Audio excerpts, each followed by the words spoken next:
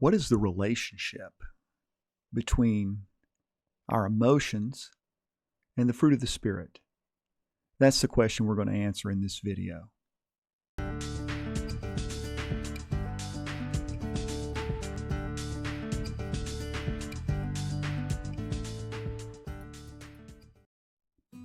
Hello everyone, this is Dr. Todd, and I've been giving quite a bit of thought to developing my own understanding of a Christian view of emotional experience. I've been reading a lot, and one of the resources that I recently worked through was Avery Willis's Disciples' Personality and Master Life, the second workbook. I've also been reading Robert Roberts, a Christian psychologist or Christian philosopher from Baylor University, who wrote a book called Spiritual Emotions. And what I want to be talking about in answering that question today kind of comes from those two resources, as well as Scripture, of course. Willis offers a very helpful acronym, and I've mentioned it in a previous video. I'll put that at the end of this video, on how to master your emotions. And he uses an acronym, ACTION, A-C-T-I-O-N. Let me review that for you real quickly and then kind of give you some things I've been thinking about so that we can kind of understand what's the connection between emotions we experience and the fruit of the Spirit, because you see some of the same words like love, joy, peace, those kind of things. How do we make sense of how we experience those things along with the fruit of the Spirit? Well, let me go through action again real quickly. A is to acknowledge the emotion you're experiencing. C is to consider why you're having that emotion.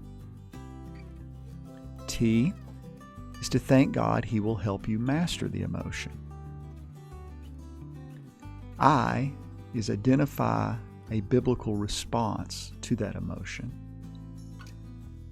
O is to obey the biblical mandate.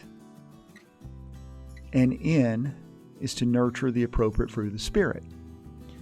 And that sounds well and good, but when you get into an emotional experience, when you experience an emotion, you're not really thinking in terms of action. So let me give you just some thoughts that I have of what's going on there and where we're trying to go with that.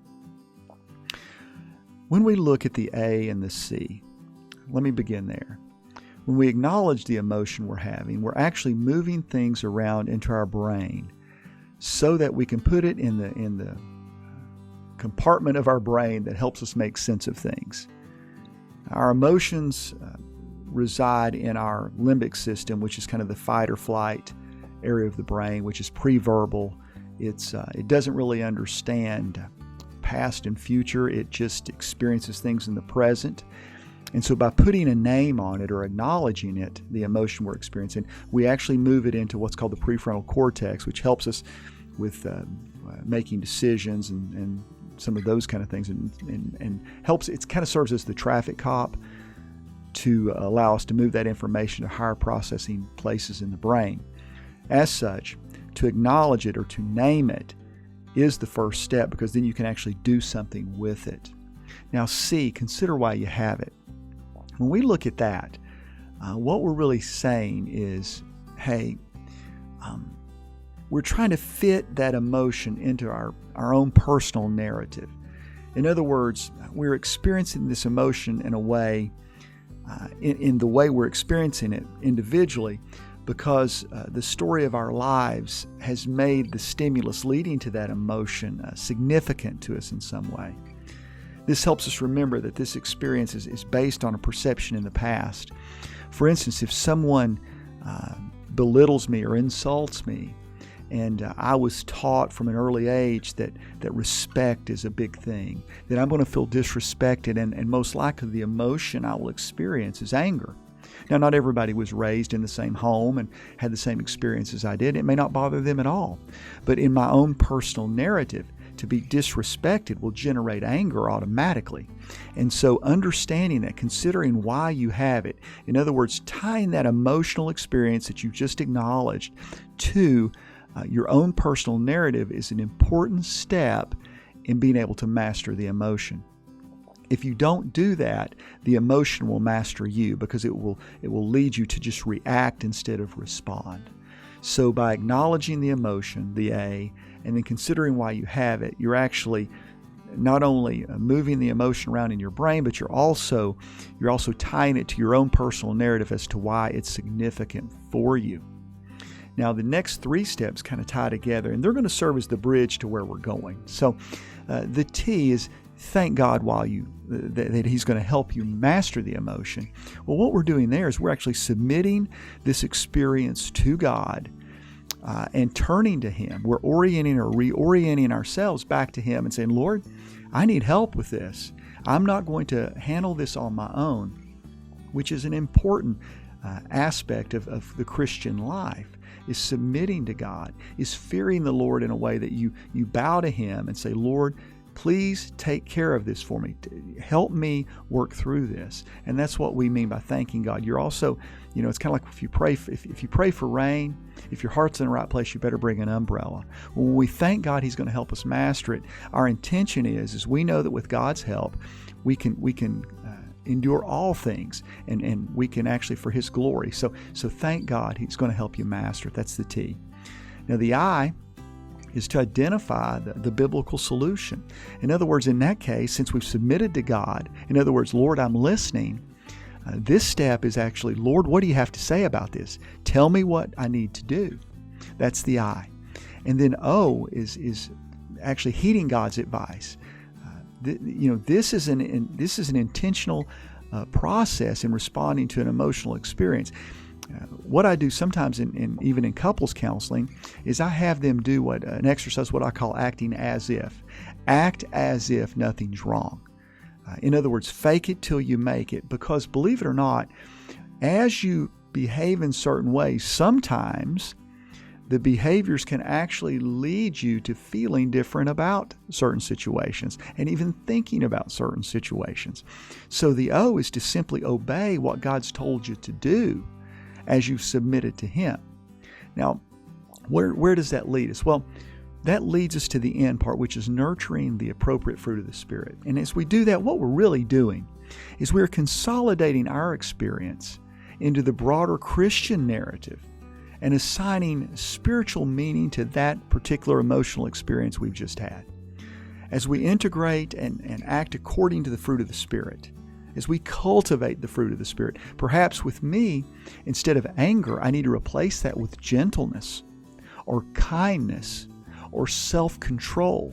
And as I intentionally submit my will to doing so, to nurturing that fruit of the Spirit, because the Spirit lives within me, I'm sealed until the day of redemption with the Spirit. The Spirit's at work. It's now a matter of me yielding to the Spirit.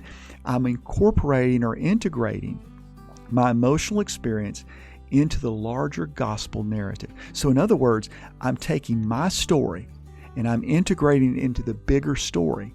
And as I do that, things will make more sense from God's perspective. And as I understand that, I will then, over a period of time, and the Spirit working in my own heart, will come to see things from God's vantage point as well. So as I say that, if you think about it, the A in action brings things up to where you can work on them. The C helps you narrate from your own personal experience with your own history, your story, your narrative. And so the T, I, and O is the bridge that moves you just from your narrative to incorporating your narrative and the responses required from that into the bigger narrative, which the bigger narrative is expressed by the disposition of fruit of the Spirit in your life.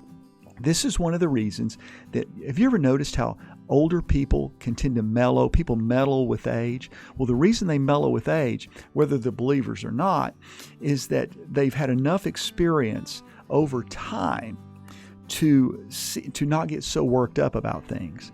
Well, what we're trying to do is not just not get so worked up about things, but to glorify God through the midst of our emotional experiences. And as such, it's important that we acknowledge the emotion we're having. We consider why we have it. We thank God He'll help us master it. We'll identify God's the biblical response or solution to it, we'll obey that mandate. And then we'll nurture that spirit. So what happens is over a period of time, when you do this over and over again, your narrative starts to merge into the gospel narrative. And then your responses become more and more inclined or more naturally disposed to being the fruit of the Spirit, so that people can see it. The more mature Christian responds out of the fruit of the Spirit because he's nurtured the fruit of the Spirit over time. Well, I hope to do many more videos on emotional experience, and I hope this one's been helpful. If you like the work I'm doing here, please feel free to subscribe and hit that notification bell so that you won't miss any of these videos. I look forward to seeing you next time. God bless. We'll talk again soon.